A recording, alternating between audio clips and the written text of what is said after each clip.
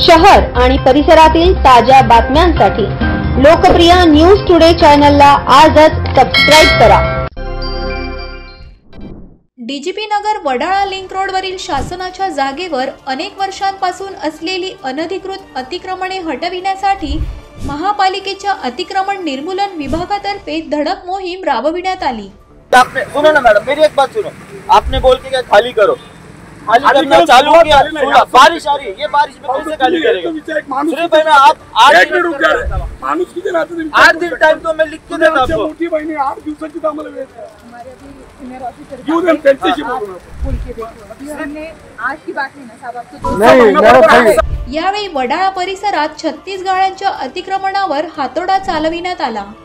5 ते 6 जेसीबीच्या सहाय्याने 36 दुकाने, गोदाम, गॅरेज अशा स्वरूपाची ही अनधिकृत शेड मनपा अतिक्रमण विभागाने जमीनदोस्त केली।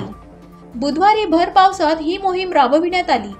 पोलिसांच्या बंदोबस्तात धडक मोहीम राबविण्यात आल्याने या भागातील गेल्या अनेक वर्षांपासून असलेल्या अनधिकृत अतिक्रमणांचा प्रश्न अखेर निकाली निघाला आहे।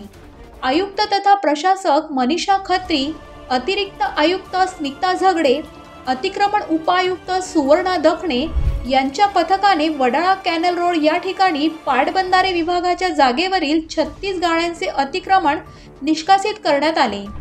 या प्रसंगी सह आयुक्त राजाराम जाधव, पश्चिम विभाग अधिकारी चंदन घोगे, उप अभियंता प्रवीण थोरात, उप अभियंता बांधकाम विभाग निलेश साळी यांच्या उपस्थितीत ही अतिक्रमण निर्मूलन मोहीम राबविण्यात आली। News today Nashik.